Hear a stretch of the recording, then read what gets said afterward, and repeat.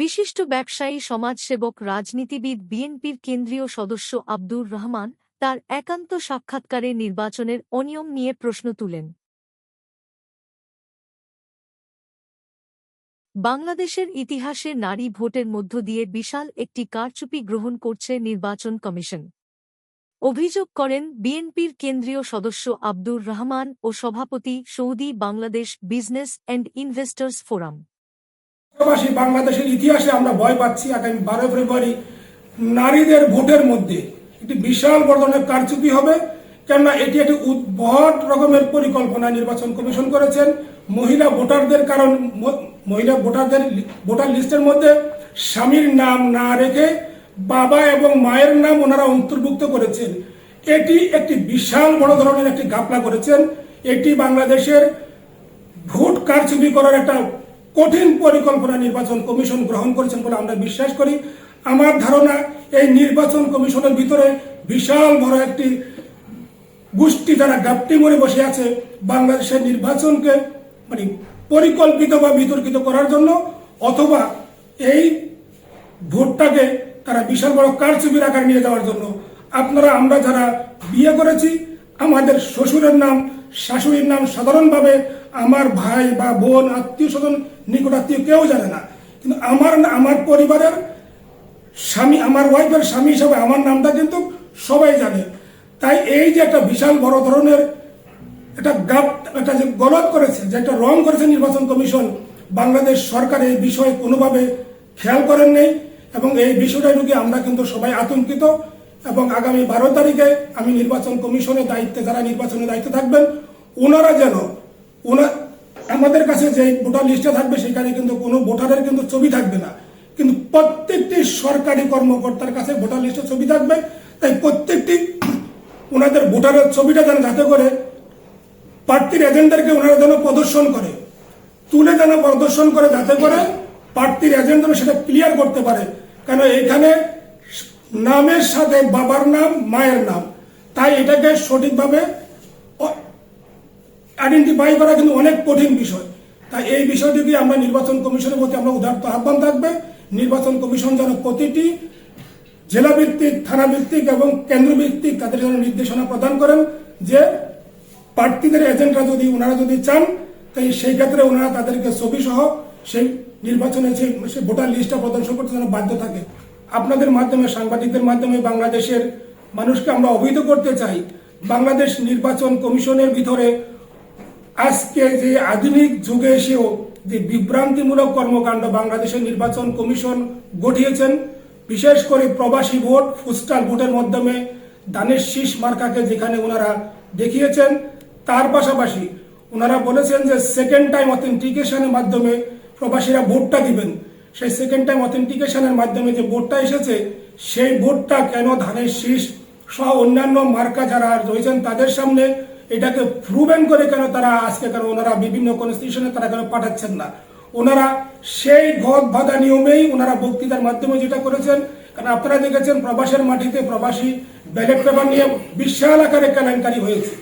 একটি দল সেই ব্যালট পেপার নিয়ে বিশাল বড় কেলেঙ্কারি করেছেন। আগামী 12 ফেব্রুয়ারি ত্রয়োদশ জাতীয় সংসদ নির্বাচনে আমি বিশ্বাস করি বাংলাদেশের মানুষ জাতীয়তাবাদী আদর্শে বিশ্বাসী। জাতীয়বাদী দল বিএনপিকে ধানের শীষ মার্কায় নিরঙ্কুশ ভোটে বিজয়ী করে বাংলাদেশের রাষ্ট্র ক্ষমতা জনাব তারেক রহমানকে নিয়ে আসবেন। কারণ আপনারা জানেন বাংলাদেশ জাতীয়তাবাদী দল বাংলাদেশের স্বাধীনতার সপক্ষের দল। বাংলাদেশ জাতীয়তাবাদী দল বাংলাদেশের গণমানুষের কথা বলে, গণমানুষের পক্ষের দল। বাংলাদেশি জাতীয়তাবাদী বিশ্বাসী, ইসলামী আদর্শে বিশ্বাসী দল।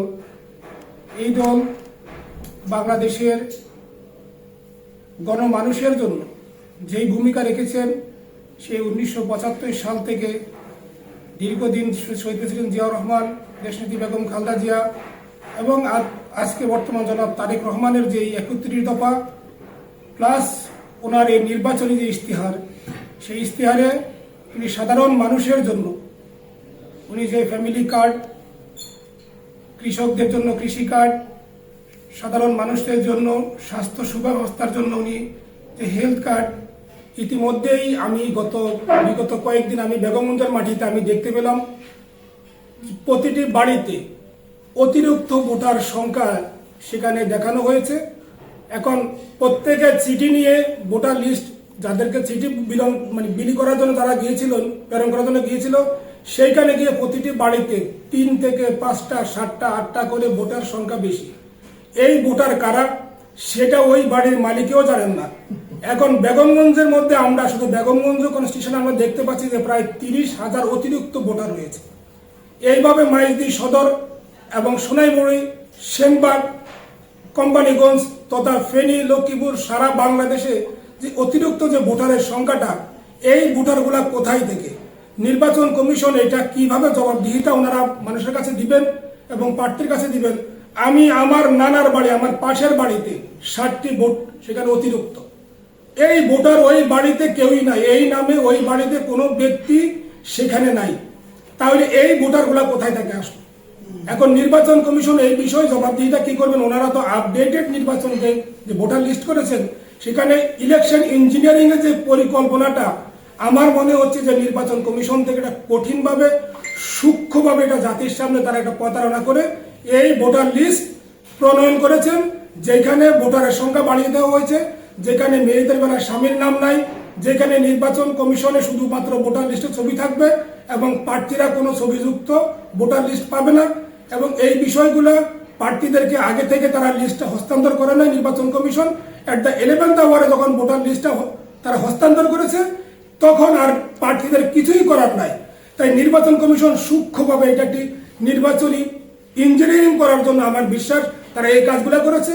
তাই আগামী 12ই ফেব্রুয়ারি সকল প্রার্থীর এজেন্টদেরকে বলবো, আপনারা কঠিনভাবে এই বিষয়গুলোকে আপনারা কিন্তু নখে দর্পণে রাখবেন এবং দেখবেন যাতে করে এই জাতীয় ফ্লডিং ভোটগুলো যাতে করে তারা প্রদর্শন না করতে পারে। উনি প্রবাসীদের জন্য উনি যে প্রবাসী কার্ড, এই সমস্ত বিষয়গুলোকে উনি যে নিয়ে এসেছেন সাধারণ খেটে খাওয়া মানুষের জন্য, অবহেলিত মানুষের জন্য, ওনার এই যে পরিকল্পনা নির্বাচনী ইশতেহারে বাংলাদেশের অর্থনীতিকে শক্তিশালী করার জন্য, বিদেশি বিনিয়োগের জন্য, বাংলাদেশের মানুষের কর্মসংস্থান ব্যবস্থার জন্য ওনার যে সমস্ত পরিকল্পনাগুলো উনি মানুষের সামনে তুলে ধরেছেন, আমি ওনার ইশতেহার অনুষ্ঠানে আমরা সবাই সেখানে দেখেছি।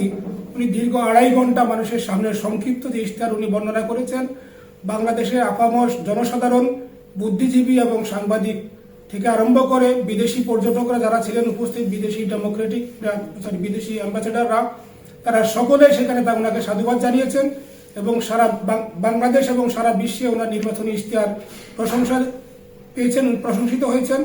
তাই আমার বিশ্বাস আগামী 12ই ফেব্রুয়ারি বাংলাদেশের মানুষ বিপুল ভোটে ধানের শীষ মার্কায় ভোট দিয়ে বিজয় করে বাংলাদেশি আদর্শে বিশ্বাসী বাংলাদেশি জাতীয়তাবাদী দল জনাব তারেক রহমানের কে উনি বাংলাদেশের প্রধানমন্ত্রী হিসাবে আগামী 17 তারিখে ইনশাআল্লাহ মানুষ শপথ নেওয়ার জন্য ওনার জন্য অপেক্ষা করছে। আপনারা জানেন জনাব তারেক রহমান বাংলাদেশে আসার পর দীর্ঘ 17 বছর পর বাংলাদেশে এসে 16 মিনিটের ওনার একটি ভাষণ উনি দিয়েছেন জাতির সামনে। সেই ভাষণটি বাংলাদেশের সমস্ত মানুষের কাছে প্রশংসা কুড়িয়েছেন এবং অদ্যাবধি পর্যন্ত উনি যেই নির্বাচনী প্রচারণা উনি অংশগ্রহণ করেছেন, সেইখানে উনি সরাসরি কোনো রাজনৈতিক প্রতিপক্ষকে উনি আক্রমণ বা আক্রান্ত বা অতীত নিয়ে কোনো আলোচনা করেন নাই। বিশেষ কিছু বাস্তবতা উনি তুলে ধরেছেন, যেটা বাংলাদেশের মানুষকে, ইসলামী আদর্শে বিশ্বাসী মানুষকে গোমরা করা বা বিভ্রান্তি করার জন্য যারা চেষ্টা করছেন, সেই বিষয়টা বা সেই প্রেক্ষাপটটাকে উনি তুলে ধরেছেন। এবং রাজনীতির মাঠে এরকম ছোটখাটো কিছু বিষয় সেটা হতেই পারে এবং সেটা স্বাভাবিক।